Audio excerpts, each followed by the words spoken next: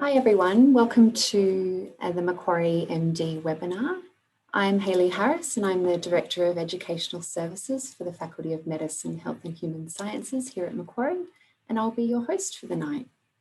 We'll just give other attendees a couple of minutes to join and we'll be with you very soon.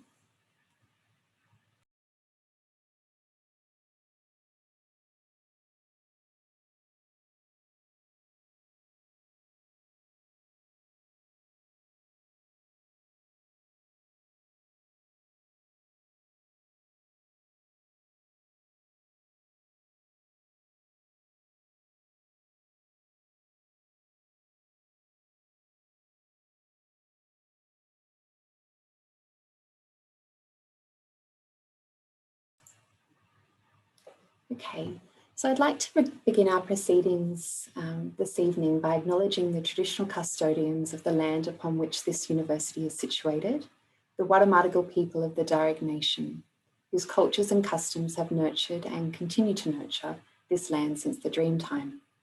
We pay our respects to the Darug people and the Wadawurrung clan.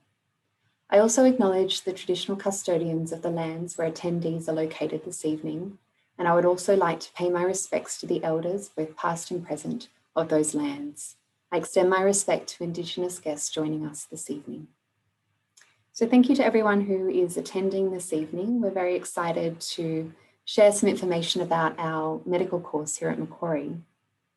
We have with us this evening Professor Patrick McNeill, who is the Deputy Vice Chancellor of Medicine and Health at Macquarie University. He's also the Executive Dean of the Faculty and the Course Director of the Macquarie MD course. I'm also pleased to welcome Dr. Veronica Prida, who is an endocrinologist who practices here at MQ Health and is also one of our key clinical academics who teaches into the medical course. And we also have Dwan Nguyen, who is one of our Macquarie MD students, one of the first cohort and currently in her final year. And next year will be one of our first interns coming out of the Macquarie MD course. And we'll have a chance to speak to some of those attendees here in a panel shortly. But I might start, we'll share with you a video around the course.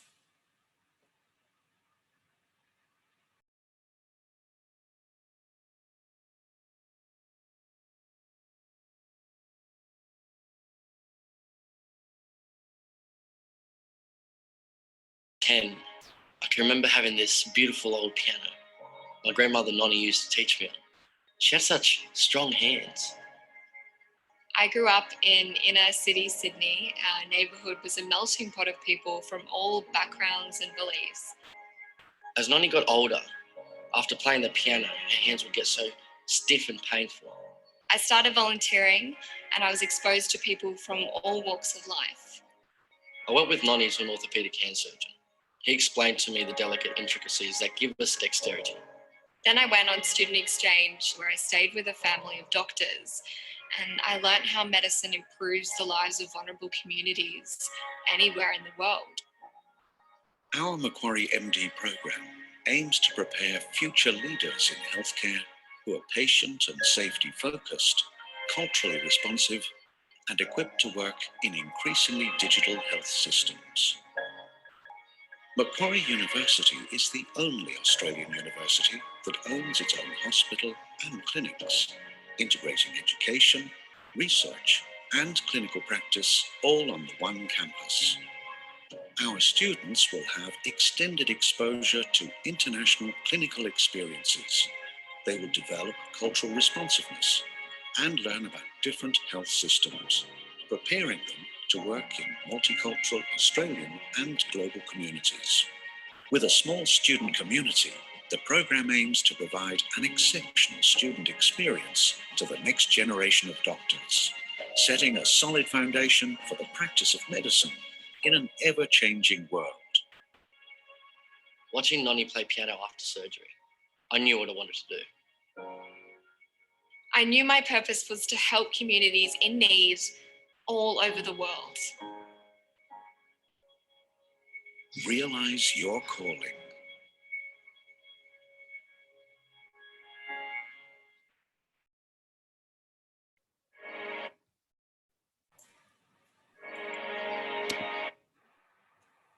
Okay, I'd now like to introduce to you Professor Patrick McNeill, who's going to share with you some information around the Macquarie MD. Thank you, Professor McNeill. Thanks very much, Hayley, and welcome everybody who's joining this webinar. So I've got a few slides just to give you in some graphical form some aspects of the Macquarie MD and its structure. If we could go to the next slide. So this is a snapshot of the Macquarie MD. It's a 4-year graduate entry medical course. I think most people would be aware that medical education courses in Australia are either what we call undergraduate entry, where our students enter straight from or can enter as their first degree. And about half the medical schools in Australia run an undergraduate course, and about half the medical schools in Australia run what's called a graduate entry course. And so the Macquarie MD is a graduate entry medical course which confers a degree called the Doctor of Medicine. Clinical placements are undertaken predominantly in Australia, although when we designed the Macquarie MD, we really did design it really as in many ways the first global MD program. And I'll talk about that in a little while about why we did that. But it does, in its design, provide placements for students to undertake learning in health systems, both in Australia and internationally. One of the characteristics and one of the advantages of the Macquarie MD is we deliberately designed it for a small student cohort. Many medical courses in Australia, you enter a cohort of up to 300 or more students. The Macquarie MD is around about 60 students, mostly domestic students with some international students. And that really provides a lot of opportunity for students to get to know each other well, to have good interactions with each other and with their teachers. And it's not unusual that every student knows their lecturers' first names.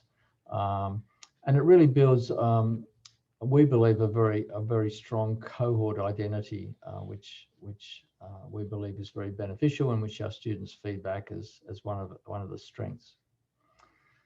It is, we designed the Macquarie MD as a fresh, future-focused curriculum. I think new medical schools, and Macquarie is not the newest medical school in Australia now. There is the Murray-Darling Medical School based around Charles Sturt University, which took in its first intake this year. But the Macquarie MD has been Australia's newest medical school. And rather than adopt someone else's curriculum, we really designed the Macquarie MD as really a blue sky, saying what sort of education do future doctors need in this century. And it's always hard to predict the future, but we did design it around what we predicted future healthcare would be.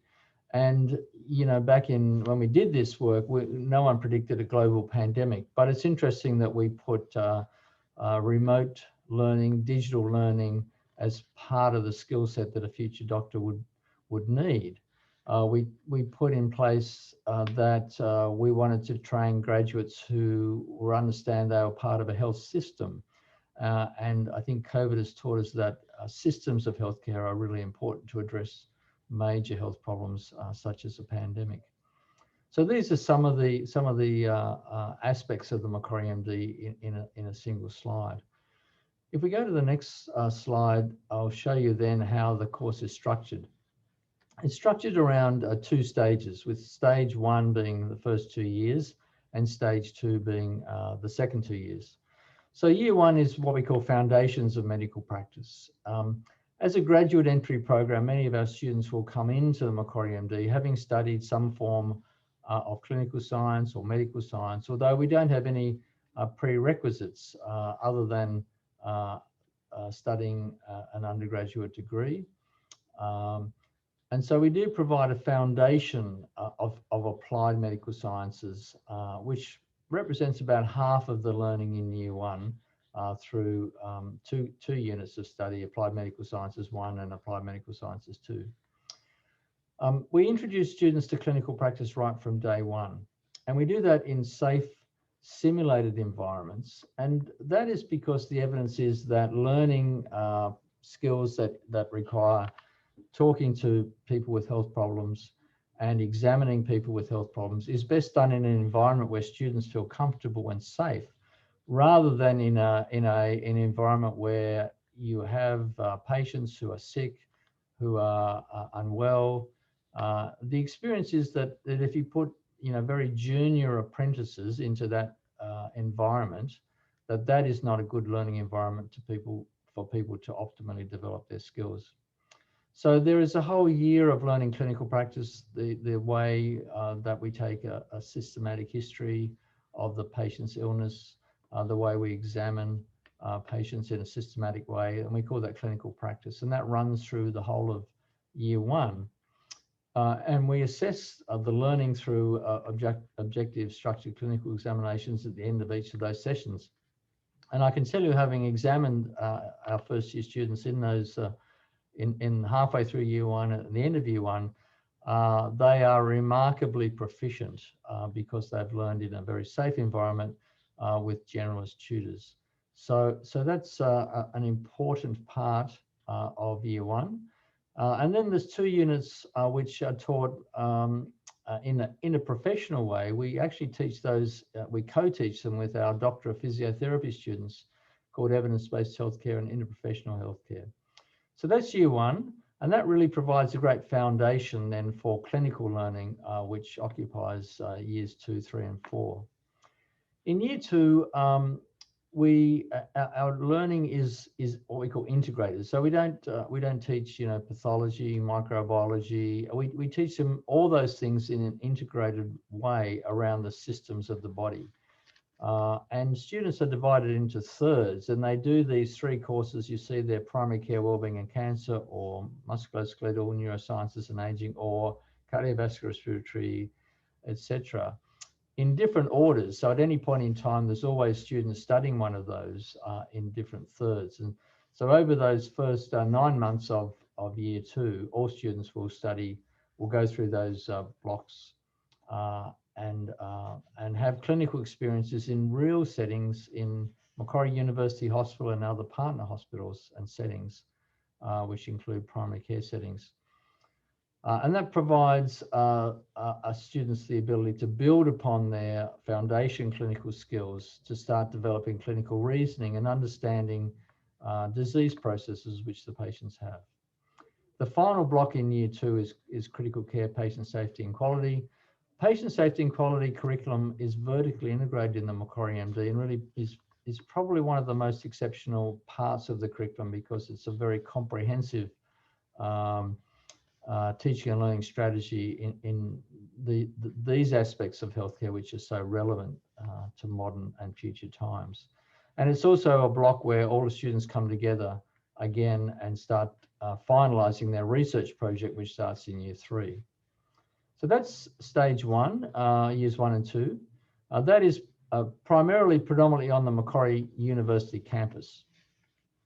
In stage 2, which is years 3 and 4, students undertake a lot of their learning in clinical placements in our own hospital and in partner hospitals.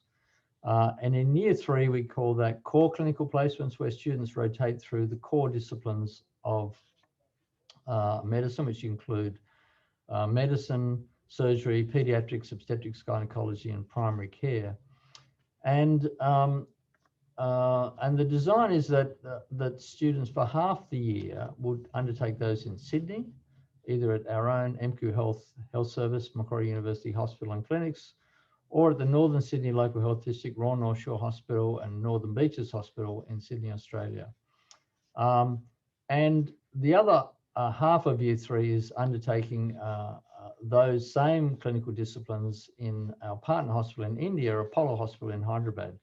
Now, of course, that plan is on hold at the moment because of the international travel bans and the global pandemic. But our first cohort of students did start that experience last year for about 7 or 8 weeks before bans on global travel meant that we couldn't continue. So that's year 3, and then year 4 is what we call advanced clinical placements, and this is, you know, the last year, the pre-internship year, where is structured in quarters, if you like, and students do 2 prescribed blocks, one called critical and acute care, which has settings particularly in intensive care and the emergency department of our partner hospitals at Northern Beaches Hospital and Royal North Shore Hospital. And then a mental health placement, again for 8 weeks, which is done in our partner hospitals, Northern Beaches Hospital and Royal North Shore Hospital, and other hospitals in the Northern Sydney Local Health District. And then, so that occupies around about half of year 4, those 2 prescribed blocks. And then the other half of year 4, students can choose from a menu of selective clinical placements and do an elective at any facility that they make, any suitable facility they make arrangements to do. You'll also see on this slide that students undertake a research project throughout all of year 3 and half of year 4. And that is a research project which is done while students are undertaking their clinical placements. And so by the nature of the research projects, they generally are undertaking research into an aspect of health systems or health services or patient safety and quality, or a clinical research project which can easily meld with their clinical experiences. So if we go to the next slide, that gives you a summary of the structure of the Macquarie MD. In terms of admissions information, as I mentioned, it's a graduate entry degree, so students need to have completed a bachelor degree in the year of application.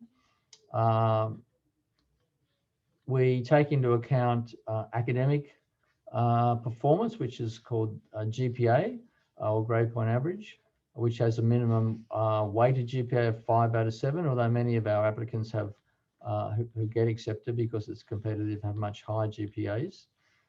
We use the GAMSAT in the selection process, particularly as I'll talk about in determining invitation to interview, and we also then require applicants to write a personal statement, which is relatively brief. It's not a portfolio of narrative. It's quite structured, relatively small, and that really examines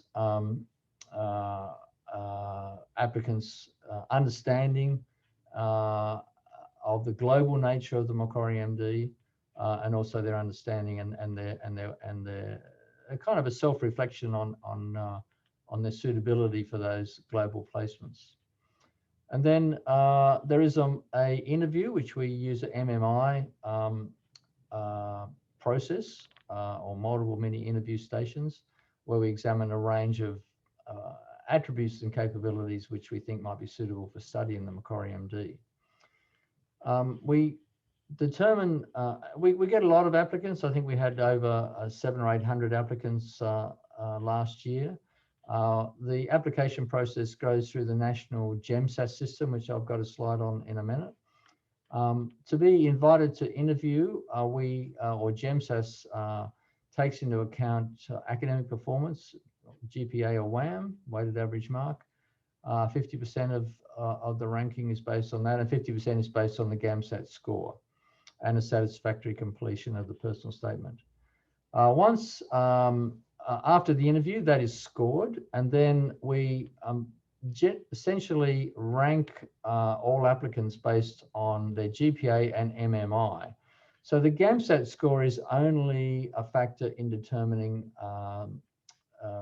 invitation to interview. The determination of selection is based on academic performance through GPA and interview score. So that, I think we're going to open up to a panel for questions, and I'll invite, Haley's already introduced Associate Professor Veronica Prida and Duan, who's one of our fourth year students. So I think we're moving to that now, Haley. Thank you, Patrick. So Duan and Associate Professor Prida, did you want to turn on your videos so we can all see you? Thank you.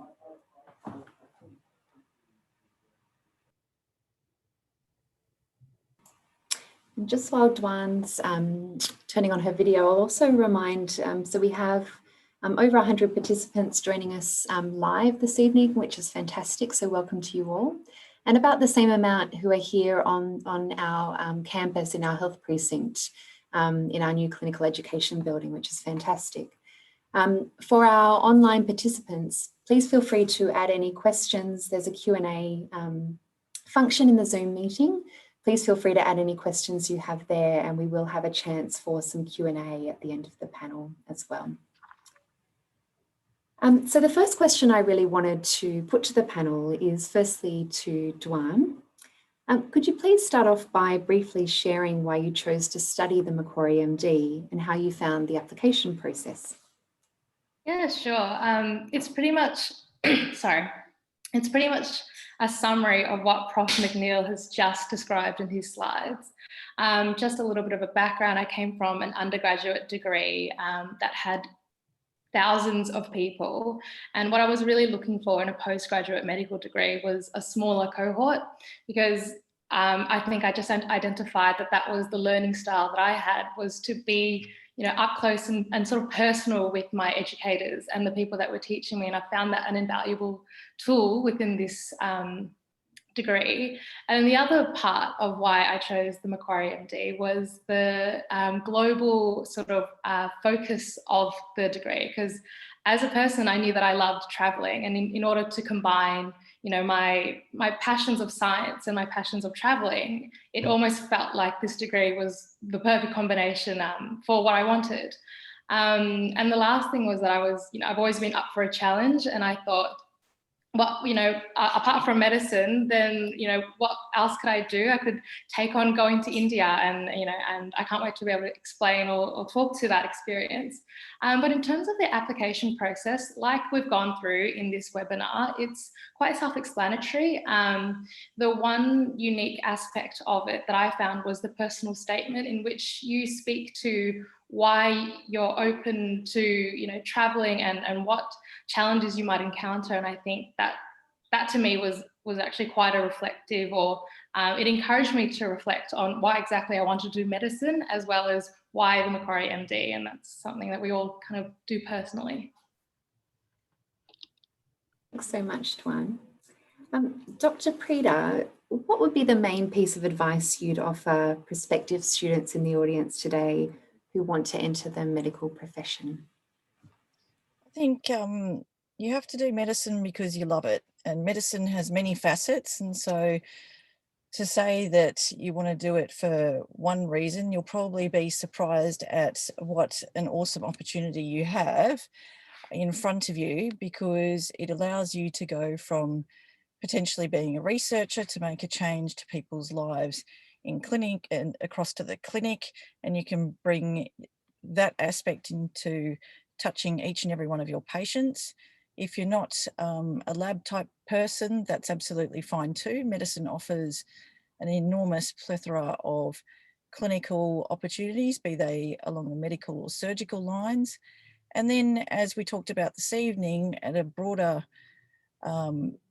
context, the pandemic has really epitomised how vital medicine is for each and every Australian, each and every global citizen, and our role really in society to help different countries who struggle, be it in India at the moment with their second wave. And I think, you know, you can really touch the lives of not only small numbers of patients, but enormous numbers of patients for the betterment of humanity. But if you're not motivated by good reasons to come to medicine, of which I could bring out some of the negatives, then I think you need to take a long, hard look as to why you want to do medicine and how you want to give back in a job that is a service job and that can give you enormous satisfaction for humanity rather than self-seeking behaviours as some other professions might be. Thank you very much. Patrick, you touched on some of the structure of the course. Are there particular unique aspects around the Macquarie MD that our attendees should know about, and how it is kind of set apart from other medical courses they may be interested in applying to? Yeah, thanks, Hayley. Look, I've been educating medical students for over 30 years. So, you know, I've taught in traditional medical courses. You know, I had a hand in leading the development of a very innovative new one at the university I was at before I came to Macquarie. And I guess the first thing to say about the Macquarie MD, it's been designed as a fresh, new, modern, future-focused educational course.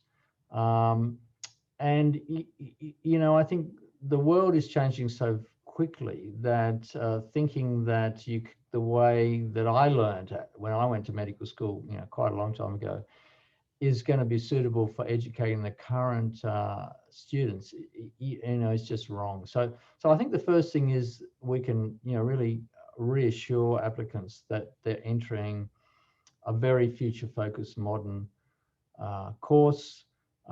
As I said, we really designed this in many ways with a large international exchange and experience, recognizing that, you know, pre-COVID, the world was very transnational, that not only medical professionals, but humans in general were global citizens. And we did it for another reason, because we felt that graduates needed to recognize that they weren't just a competent doctor, but they were part of a health system. And, you know, I think it's true to say that too many of our, Veronica and my colleagues, you know, are individualists, and they don't understand that actually health is a system if you really want to deliver high quality healthcare to people. It is an interprofessional business. We might, you know, some of my colleagues might think that they work as individuals, but we all work very collaboratively with other professions and with each other. Specialists, primary care work together, and so we were quite committed to that, and we wanted to let our students experience the concept of systems of healthcare by experiencing another system. And so we chose a system that was different to Australia, that was English speaking, that was international quality, with our partner hospital in India. You know, Duan might talk about briefly her experience as a student in Hyderabad, which really was received very positively by half of our year 3 cohort last year who managed to have that experience. So that is one advantage. I think the second thing is what Duan already talked about, was the small cohort. I actually went to university at the University of Tasmania, which is a little medical school. When I went there, I was in a cohort of 48, and it was a great experience because you really did feel that you were important as a student doctor, that you were accepted by our teachers, and you had really strong bonds between both your teachers and each other. And that's, you know, you can't, you know, it's very hard to do that when you're in a class of 300. So that we've deliberately decided to keep the cohort size at around about that size. I think that the next advantage is that Macquarie is the only university that runs its own health service, a completely comprehensive health service here on campus, MQ Health. We have our own hospital, we have our own clinics.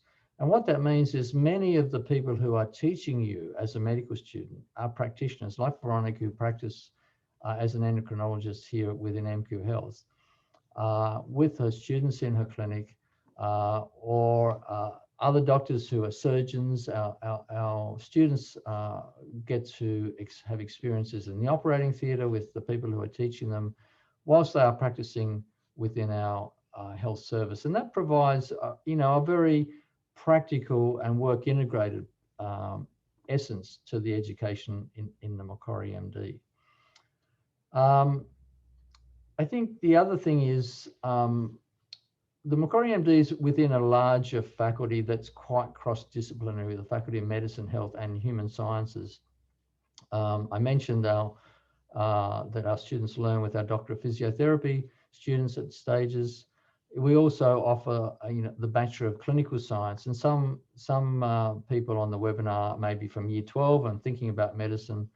One of the pathways that a number of our students take is to do our Bachelor of Clinical Science, which is a 2-year fast-tracked degree, 3 years of study within 2 calendar years. And then, there are some advantages in doing that and then applying for the Macquarie MD as a 6-year 2+4. So that's quite an attractive proposition, and many people, I think there's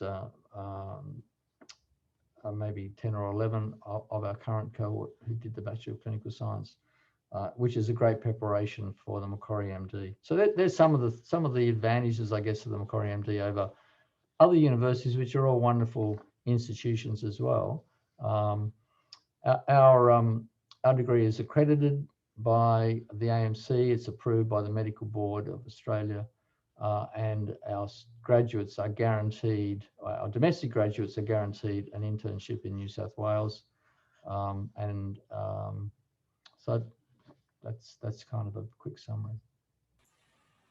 Thanks, Patrick. And I guess it's true to say that the BClin Sci is a really great pathway, but we recently removed our prerequisites on admissions. So many degrees are now good pathways into the Macquarie MD, with some preparation for students who may not have taken anatomy or physiology as a foundation course in the first year. If anyone's out there not doing a medical science or a clinical science degree, there's still options in. And I think our student cohort is actually quite national. We have many students from New South Wales, but we also have many students from Victoria, Queensland and other states of Australia. So it's quite they bond quite well as a group, we've found.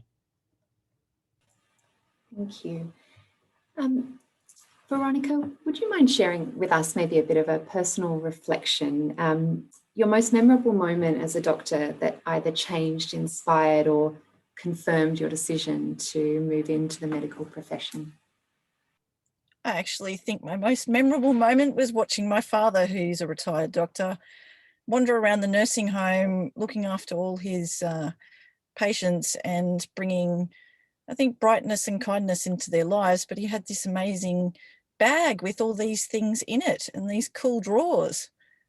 And I just thought it was amazing that he could both work out what was wrong with someone, but also cheer them up and make their life better. And having seen that time and time again, we can be as clever as we like. We can write as many letters to other colleagues, but at the end of the day, medicine is about alleviating a lot of suffering and about making people's lives better. Thanks, Veronica. And I'll say that my dad's been a patient in Macquarie, and I can't fault the care that he has been given by all my colleagues, some of whom have been long-standing, well, mentors of mine and people who I went to theatres with when I was a medical student. So you're very privileged that some of them have defected across to also work at Macquarie with all the state-of-art services that we can offer patients, and very excellent care, even if they did know it was my dad. Thank you. And obviously some of them teaching into the course as well, which is exciting. Yes.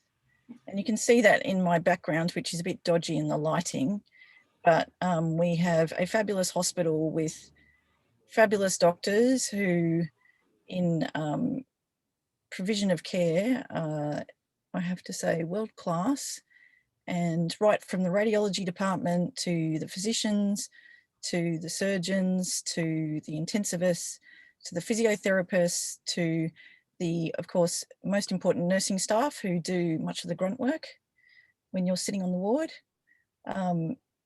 right down to the person serving you your dinner and the exceptional catering that makes patients put on weight because it's so good. So you're very lucky as students that you can come to a private hospital. Yeah, and I think that's a good point that Veronica makes. The Macquarie University Hospital, which is part of MQ Health, is a private hospital, but it resembles very much a public teaching hospital. We employ interns, we employ registrars and fellows and residents staff, as well as the consultants. And unlike a very busy public hospital, which can be a little bit daunting for medical students to learn their craft in, Macquarie University Hospital is not that kind of big busy place. It is busy, but it is quite well. Duane can talk. I shouldn't take words out of her mouth about her experience, but I think our students really like learning in Macquarie University Hospital, particularly for their foundation learning in years 2 and 3. You can get lost in a juggernaut, and I remember the big teaching hospitals. No one cared whether you turned up, didn't turn up, whether you're present, absent, fell down, had a vasovagal on the floor, too bad, which some of you might do on a long ward round that takes 8 or 10 hours, seeing the same boring stuff. You don't get lost in the system in Macquarie because we'll hunt you down, find you, and find your logbook that you have to submit to me. Don't they, Patrick? Very right. We might talk a little bit about the international placements. There's actually a few questions coming through, so thanks to everyone putting those through. Duane, maybe we'll start with you reflecting on just briefly about your experience of India, the short weeks before COVID hit, and then I might feed some of the questions coming through the chat into the panel. Yeah, absolutely. So I spent, I think, 8 or 9 weeks in India, which most of it was spent in pediatrics and a little bit in obstetrics and gynecology, which is, children and pregnancy and labour and women's health for those who aren't sure. We were promised an immersive experience, and that it was.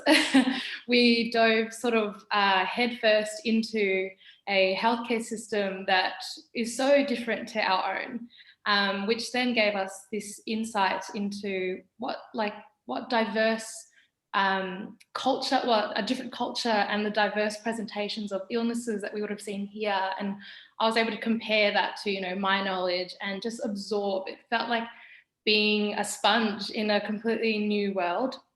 I know from speaking to my colleagues that, we were able to see and do a lot in Apollo Hospital, which was one of the biggest privileges.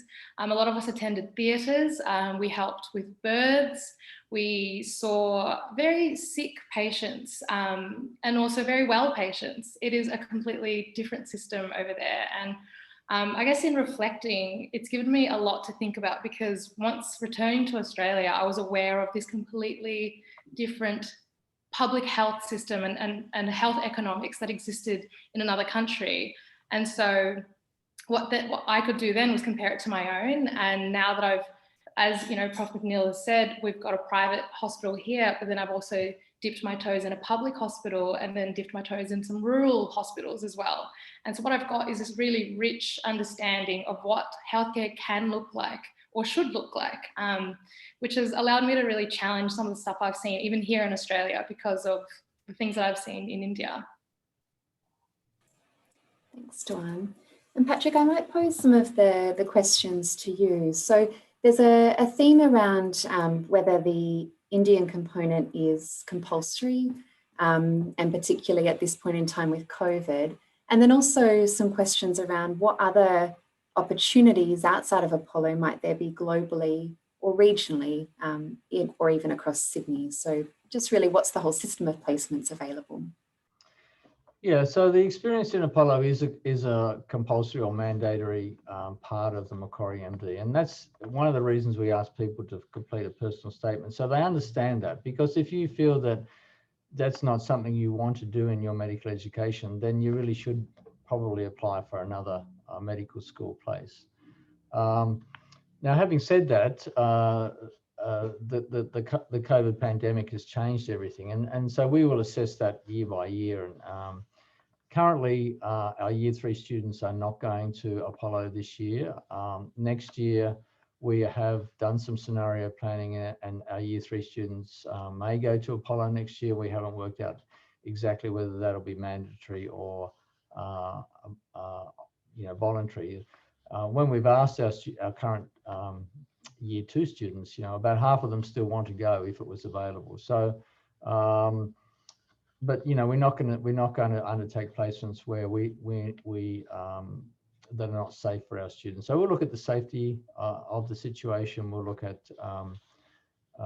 those things. So, and so I think the answer is it's mandatory, subject to however the pandemic evolves over the next few years. Apollo is still very, very engaged. In fact, our Apollo doctors still participate in some of the teaching remotely to our current students. We also had a number of other agreements with medical schools in the United States, including Dartmouth College or Dartmouth University, which is one of the Ivy League universities in the US, the 4th oldest medical school in the United States. So we did have an agreement. In fact, we had one of Dartmouth medical students about to come and do an exchange at Macquarie when the pandemic hit, and we had to stop that. So we do have agreements with a couple of US medical schools. In Australia, one of the things that the pandemic has done is accelerated partnerships with other clinical placement health services in Australia, and so we do have a clinical school established now at the new Northern Beaches Hospital at Frenchs Forest in Sydney, and that's an interesting hospital. It's run by Healthscope, which is a private hospital, but it's a private-public partnership with the Northern Sydney Local Health District, and so it's a very busy hospital. It's brand new. It's a beautiful physical hospital. It has a large emergency department. It has obstetrics and pediatrics. And we've established a clinical school there, which has been very, very successful, only starting this year. The doctors there have been very keen to have medical students. They're very keen to teach them. And so that, in many ways, although that was on our agenda to work through, the pandemic's accelerated. So that's a real opportunity for getting experiences of busy hospitals that have emergency departments. We've also got an agreement with the Rural Clinical School, which is part of University of New South Wales at Coffs Harbour. In fact, the agreement's with UNSW, so it could be other clinical sites, but we're focused on Coffs Harbour. So if some of our students are doing selective rotations in Coffs Harbour, and we're taking some UNSW students who are based in Coffs Harbour who want to do electives here at our own Macquarie University Hospital. So that's a really, win-win situation for both medical schools, and a really good example of collaboration between universities. And then some of our students are doing electives in other parts of Australia. I think we've got a student doing an elective in Darwin at the moment.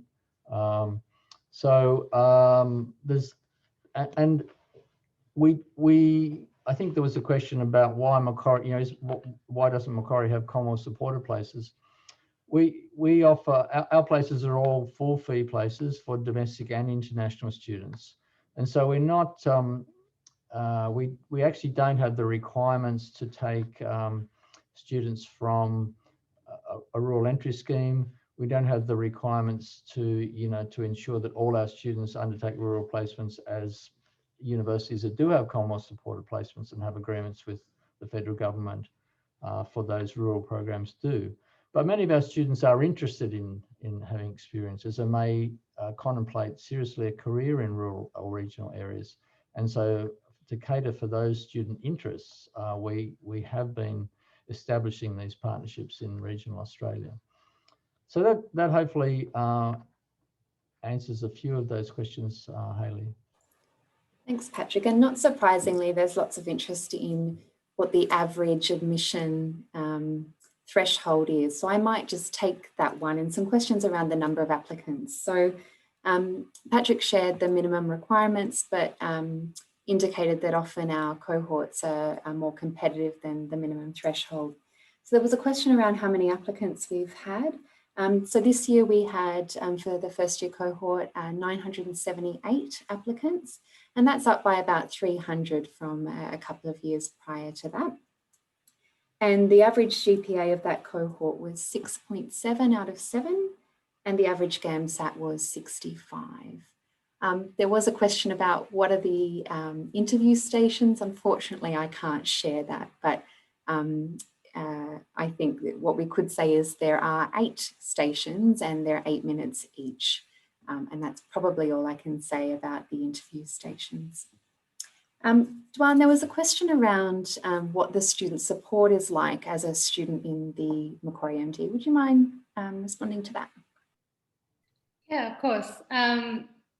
So like we've said several times, we've got a very small cohort. And what that lends itself to is some really strong support networks in amongst the students themselves, as well as having, you're on like a first name basis with many of your supervisors, your educators, your lecturers.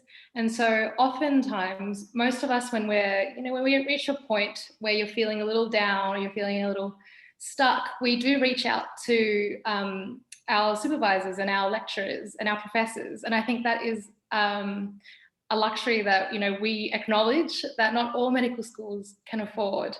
And that's something that we've all relied on, especially as the first cohort going through. We've relied on each other as well as the faculty. As well as that, at Macquarie, we've got plenty of student support services on main campus, because a lot of the times, if you're not comfortable speaking to someone directly involved in your learning, we've got a lot of confidential services on main campus that many of us will advocate for, because it's like having free psychologists that are available online or in person, depending on what you are looking for, what you're comfortable with. So there's actually quite a bit of student support around, but I would say personally, my main source of support would be the friends that I've made, as well as the faculty members that have taught me along the way. Thanks, Tuan. And Patrick, you talked briefly around the course being fee help. There are quite a number of questions around the fee structure for the course. I just wondered if you could respond to how students might be able to access the course with the fees that we have. Look, we're very conscious that this course is not accessible to everybody. And so we have been increasing the number of scholarships. So we do offer, I think it's up to 10 scholarships each year for the 4 years of the course. And they're not little scholarships, they're scholarships of around about $30,000 per year, or even there's one or two at $50,000 a year, which covers a substantial part of the full fees. And our aim is, and these are funded generally by donations, our aim is to increase the number of those scholarships progressively, so that we can make the course more accessible to everybody.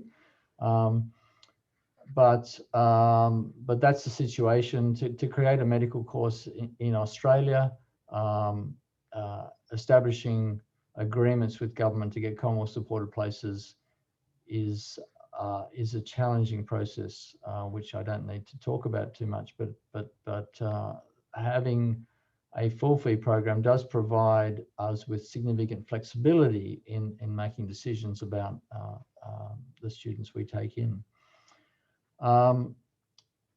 So then there is fee help, which is a little bit like HECS, which is a federal government loan system, where even though you're undertaking a full fee program rather than a Commonwealth supported program, you still can apply to fee help to defer the payment that you have to pay, There are some caps on that, which which we can take, provide details if you've got questions. So there are a number of strategies by which the Macquarie MD can be financially accessible. Thanks, Patrick. And we will share a slide with the Macquarie MD website too that does have details around those scholarships, and or we're happy to receive emails with questions around that.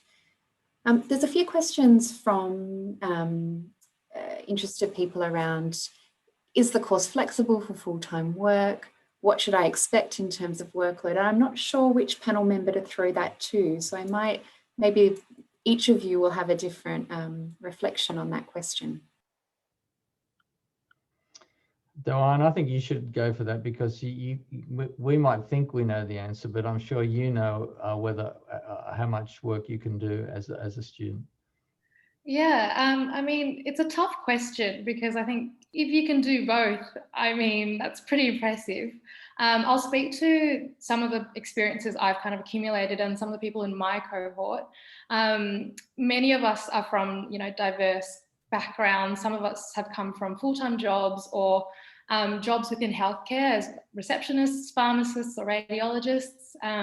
And from my understanding, it totally depends on your, I guess, your ability to balance a lot of that. A lot of my friends who have had those jobs have managed to stay part-time or casual, depending on the commitments of different rotations. Obviously, in times where you're going over to India or you're doing an elective in Darwin, which is what I did, then you might have to make some of those sacrifices. But otherwise, I know of many, many people who are able to balance the part-time jobs and the full-time study in med school. But no one's come onto my radar who's been managing both at the same time. So that's what I can say on that. And I'll speak to that as having a lot of students who are across different parts of the course, because I see you right through your first year, where there's lectures and some specific masterclasses through to your research units. And I'd have to say, as a teacher into your course and seeing you, but also having had the understanding of where you're coming from, and many of this, it's a financial sacrifice, and that is part of the motivation of whether you truly want to do this, I guess, coming into the program, is that you want to give it your best. 4 years is not a long time in the grand scheme of things, and in the journey to become good at your craft, this is only the very beginning. So you might think that this is your ticket.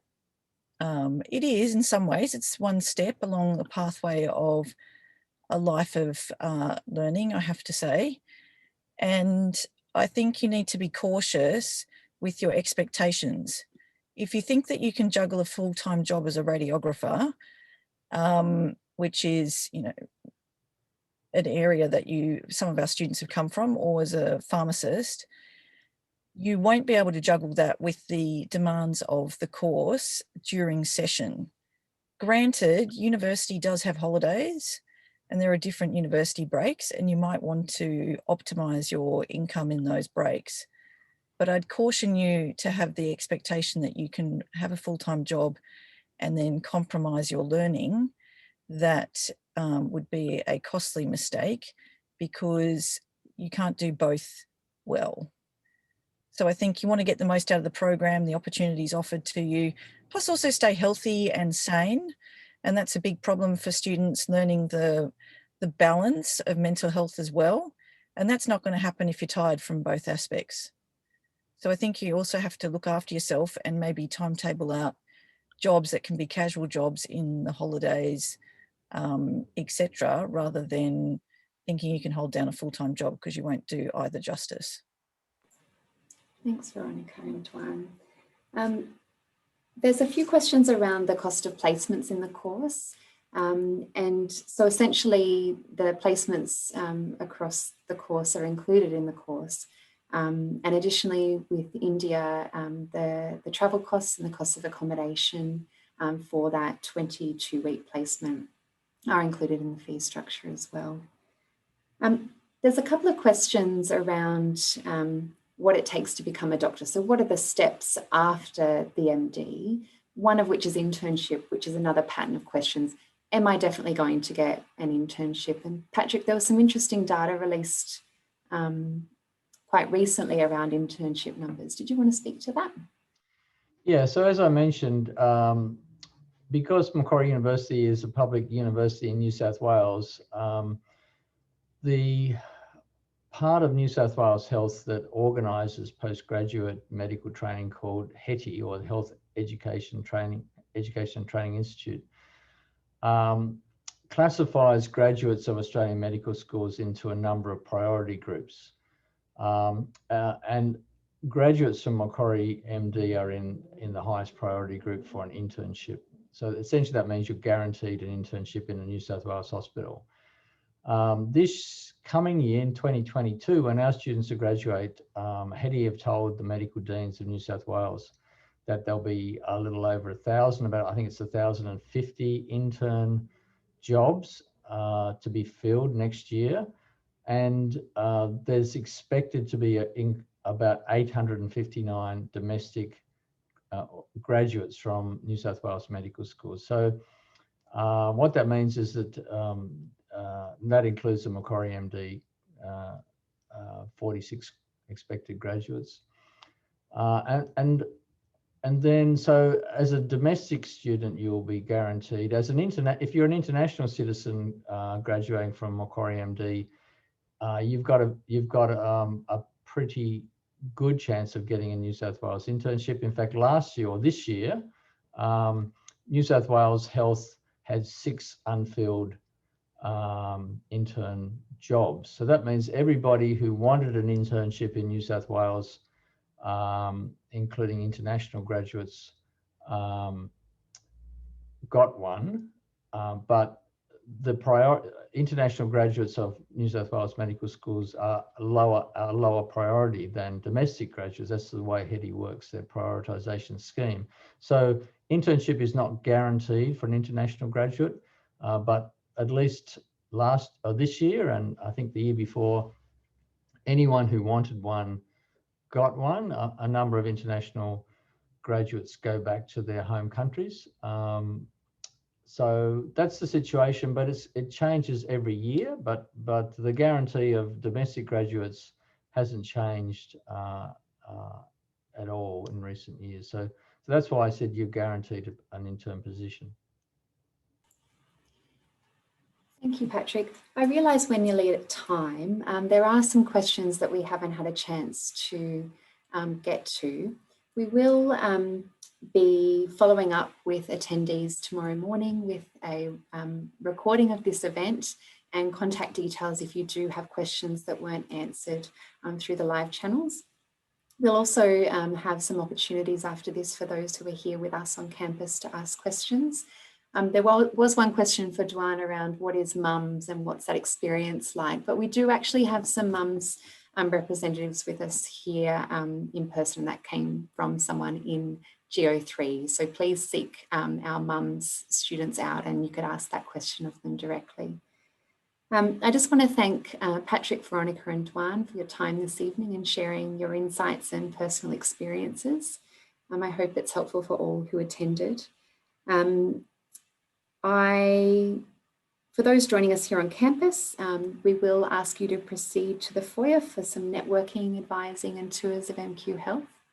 And we really hope to see some of you who've attended here with us next year or in future years to come. Thank you so much.